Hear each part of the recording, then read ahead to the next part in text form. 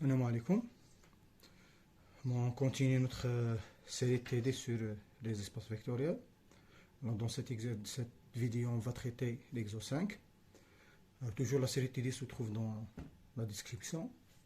Donc, étant donné deux sous-espaces vectoriels de R3, alors la question qui se pose, c'est déterminer une base de E en premier temps. Après, la suite, c'est déterminer une base de E et compléter cette base pour avoir une base de R3. Ce qui fait, nous avons deux questions. Alors, pour chercher une base de E, on doit faire la méthode de séparation des variables. C'est-à-dire, on fait entrer les variables. Après, on sépare les variables. On trouve une famille génératrice. On vérifie si cette famille est une famille libre, donc ça sera une base. Sinon, on doit extraire une base. Donc, E égale. Donc, on fait entrer le Y là, on trouve X. Après, X moins 2Z après Z. Avec X, Z appartient à R. Donc, après, on sépare les variables. On a deux variables, donc nous avons deux vecteurs. Avec X, Z appartient à R. Et là, on met juste les X. Là, on met juste les Z de telle sorte que la somme donne le vecteur initial. Donc, ça sera X. Après, la deuxième composante contient le X, donc on met X. Là, nous n'avons pas un X, donc on met 0. Après, là, nous n'avons pas un Z, on met un 0. Là, nous avons moins 2Z. Et là, nous avons un Z. Après, qu'est-ce qu'on fait? On fait sortir le X et le Z. Donc, c'est égal. X fois 1, 1, 0. Plus Z fois 0, moins 2 et 1. Avec X, Z appartient à R. Donc, en notant U1, U2, les vecteurs trouvés, ce qui implique, ou bien donc, la famille U1, U2 est une famille génératrice de E. D'accord? Alors, pour que cette famille soit une base, il suffit qu'elle soit libre. Donc, si vous vous rappelez, pour montrer que deux vecteurs est une famille libre, il suffit de montrer que U1 n'est pas un multiple de U2. Sinon, on applique la définition. Lambda 1 fois U1, lambda 2 fois U2 égale à 0. On doit montrer que les lambdas sont nuls.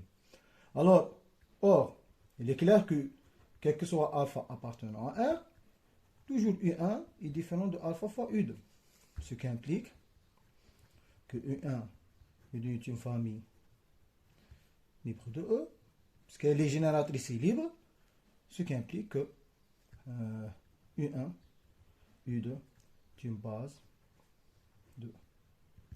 Et la dimension, si on veut ajouter comme information, la dimension de E, par définition, c'est le cardinal de la base. Donc, c'est le cardinal de U1, U2, puisqu'on a deux vecteurs, donc le cardinal, c'est égal à 2. D'accord? Ah, c'est la méthode de séparation. La deuxième partie de la question, c'est compléter cette base pour avoir une base de R3. Puisque cette base est une base de E qui est un sous-espace vectoriel. E, c'est un sous-espace vectoriel de R3. Donc, il est de dimension 2, qui est inférieure à la dimension inférieure à la dimension de R3. Mais cette famille n'est pas une base de R3. Parce que la dimension de R3, c'est 3. Donc, les bases doivent contenir 3 vecteurs. D'accord? Donc, là, nous avons deux vecteurs, donc on doit compléter. Alors, mais on a montré que U1, U2. Alors, la deuxième partie, alors compléter cette base pour avoir une base. Bon, bien, on peut dire compléter cette famille. C'est la même chose, puisque c'est une base de E. Pour avoir une base de R3. Alors là, on applique ce qu'on appelle le théorème de la base incomplète. Si vous vous rappelez, le théorème de la base incomplète dit que toute famille libre peut être complétée de manière à avoir une base de R3. Alors, il est clair que U1, U2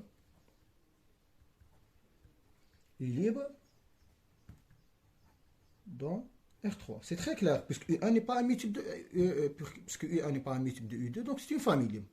Ce qui implique, d'après le théorème de la base incomplète, on doit ajouter des vecteurs pour avoir une base de R3. U1, U2 est une base de E, mais ce n'est pas une base de R3, donc on doit ajouter des vecteurs pour avoir une base de R3. Alors le problème, combien de vecteurs on doit ajouter? Puisqu'on a 2, et la dimension de R3, c'est 3, donc on va ajouter un seul vecteur. Donc il existe un V appartient à R3, tel que U1, U2, V, soit une base de R3.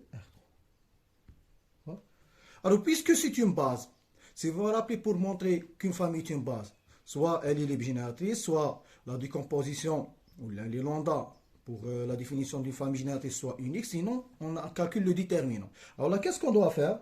On va calculer le déterminant de cette matrice, de cette famille. Alors, on va essayer de chercher un vecteur V de telle sorte que ce déterminant soit différent de 0. Donc, U1, U2 et V. Donc, on pose le vecteur U1, c'était 1, 1, 0. Le vecteur U2, c'est 0, moins 2, 1. Et là, on doit poser des quantités de telle sorte que soit déterminant soit différent de 0. Alors là, on a déjà fait cette méthode. Alors, il suffit de compléter par la base canonique. Alors, par exemple, si on choisit ce déterminant, vous voyez, il est égal à moins 2, donc on complète par la base canonique. Donc, si on calcule ce déterminant par rapport à la troisième colonne, on trouve juste ce déterminant. Alors, ce qui implique que V égale 0, 0. Donc, on a complété la famille U1, U2 par le vecteur V pour avoir une base de R3. D'accord? Donc, la deuxième question, déterminer une base de F. D'accord?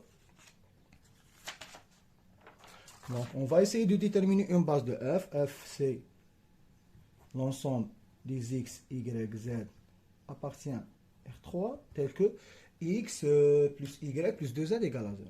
X plus Y plus 2Z égale à 0. Donc, on fait la même chose, c'est la méthode de séparation des variables. On peut tirer le Y en fonction de X ou Z, ou bien on peut tirer X en fonction des deux autres, ou bien le Z, c'est la même chose, donc c'est égal. Alors la deuxième question, on va chercher une base de F. Donc, c'est l'ensemble des X, Y, Z appartient à R3, tel que, par exemple, on va tirer le X, c'est égal à moins Y, moins 2Z. Après, on fait entrer le X à l'intérieur, donc c'est égal à moins Y, moins 2Z, Y, Z, tel que Y, Z appartient à R3. Après, on fait la séparation des variables, et on fait sortir les Y et les Z. On va trouver Y fois moins 1, 1, 0. Alors, c'est le même principe. 0 plus Z fois moins 2, 0, 1. Tel que Y, Z appartient à R. Donc, on va noter par exemple ces vecteurs V1, V2. Donc, V1, V2 est une famille génératrice de F. Et puisque V1 n'est pas un multiple de V2, c'est très clair, V1 différent de alpha fois V2, alors la famille V1, V2 est une famille libre de F, ce qui implique que V1, V2 est une base de F, et dimension de F, c'est le cardinal de cette famille, donc c'est égal à 2. Donc c'est le même principe. Alors, troisième question. Alors, déterminer E plus F et E inter F, vous pouvez déterminer la base et la dimension de chacun de ces deux sous-espaces vectoriels. Alors, on va essayer de déterminer E plus F et E inter F. D'accord? Donc, E plus F, c'est quoi? Par définition, c'est la somme E plus F, c'est égal à l'ensemble des U plus V, tel que U appartient à E et V appartient à F. D'accord? C'est égal, on va donner la définition, la formule la plus simple. Donc, soit on travaille avec ces écritures, après le changement, d'accord? C'est-à-dire on fait la somme de cette quantité avec cette quantité. Sinon, on fait la somme x, y, z plus x prime, y, prime, z prime. On doit changer l'écriture avec deux conditions. Donc on a deux méthodes. Alors je préfère qu'on travaille directement avec cette écriture. Donc c'est égal x plus x, virgule x moins 2z et z plus, ça c'est un élément u de e, ici qui est sous cette forme, ça c'est u. Après on doit écrire là le v. Alors le v, c'est un vecteur de f, s'écrit sous cette forme. Donc, mais attention, il ne faut pas écrire les mêmes variables. Donc c'est moins y prime, moins 2z', c'est pas le même z là. Après y prime, z prime, avec x, x, z, y prime, z prime appartient à f. Donc, on peut laisser e plus v sous cette forme. D'accord? Donc c'est égal, finalement, c'est x moins y prime moins 2z prime. Après x moins 2z plus y prime, on fait la somme. Et après z plus z prime avec x, z, y prime. Z prime appartient à. On peut laisser e plus v tel qu'il est. Sinon, on écrit, c'est la même chose que on écrit, c'est x plus x prime, y plus y prime, z plus z prime, avec x moins 2z égale à y, et x prime plus y prime plus z prime égale à 0. Alors là, faites attention, on doit changer les variables. Très bien. E inter f, c'est égal l'ensemble des éléments de R3, qui sont dans E et qui sont dans F. Donc, tel que U appartenant à E, et U appartenant à F. Alors, c'est égal l'ensemble des X, Y, Z appartient à R3, tel que. Que signifie U appartenant à E? Pour que U appartenant à E, il doit vérifier cette condition, c'est-à-dire X moins 2Z égale à Y. Donc, X moins 2Z égale à Y. Et que signifie U appartenant à F? C'est-à-dire qu'il doit vérifier cette condition. X plus Y plus 2Z égale à 0. Vous voyez là, on n'a pas changé les variables. On n'a pas écrit là X', Y', Z', puisque c'est le même U. Par contre, là, nous avons un U et nous avons un V. C'est pour ça qu'on change les variables. Par contre, là, nous avons un seul élément, donc il a X, Y, Z comme coefficient. D'accord? Alors, si vous vous rappelez, nous avons une relation dans le cours qui dit que la dimension de E plus F, bon, si E et F sont de dimension finie, hein, c'est dimension de E plus la dimension de F moins la dimension de E inter F. Alors là, si vous voyez, si on trouve la dimension de E inter F, nous avons dans une dimension de E égale à 2 et dimension de F égale à 2. Donc, on peut facilement trouver la dimension de E plus F. Donc, si on trouve la dimension de E plus inter F, parce que E inter F, c'est plus simple par rapport à E plus F. D'accord? Alors maintenant, on va déterminer une base de E plus F et E inter F. D'accord? On va commencer par E inter F. Donc E inter F, c'est égal à ça. On va essayer de déterminer une base de E inter F. D'accord? Très bien. Donc, E inter F, c'est l'ensemble des X, Y, Z appartient à R3, tel que X plus X moins 2Z égale à Y, X moins 2Z égale à Y, et deuxième c'est X plus Y plus 2Z égale à 0.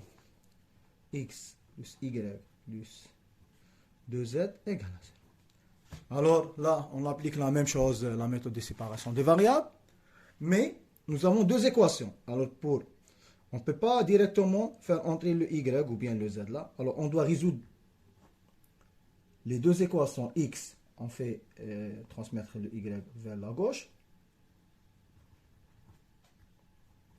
Donc la première équation, c'est X moins Y moins 2Z égale à 0. La deuxième, c'est X plus Y plus 2Z égale à 0. Et là, on applique L1.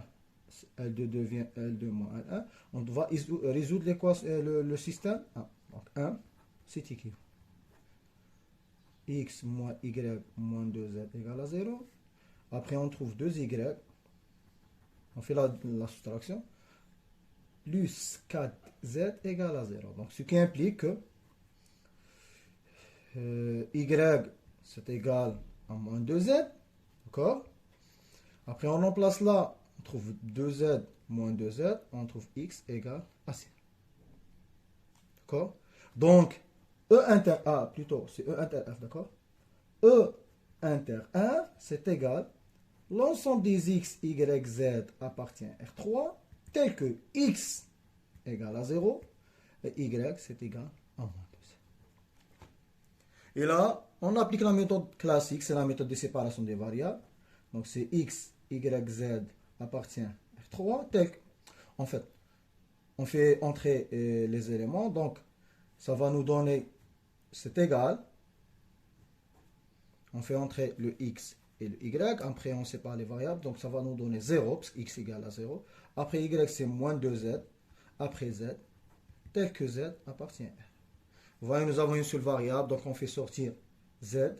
Donc, c'est z fois 0 moins 2, 1, tel que z appartient à R. On note par exemple ce vecteur w. Ce qui implique que W est une famille génératrice de E inter F.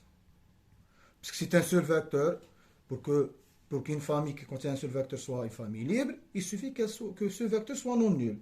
Or, W est différent de 0, 0, 0, ce qui implique que la famille W est une famille libre de E inter F, ce qui implique que W est une base de E inter F. Et la dimension de E inter F, c'est égal au cardinal de cette famille. Cette famille contient un seul vecteur, donc ça va nous donner cardinal de W, donc c'est égal à 1. Donc on trouve la dimension. Donc la dimension de E, c'est égal. La dimension de E inter F, c'est égal à 1. D'accord? Alors, d'après cette relation, nous avons dimension de E plus F, c'est égal dimension de E plus dimension de F moins dimension de l'intersection. Alors, on peut voir que, puisque dimension de E inter F, c'est égal à 1, dimension de E, c'est égal à 2, et dimension de F égale à 2, on peut voir facilement que dimension de E plus F est égal à 3. D'accord?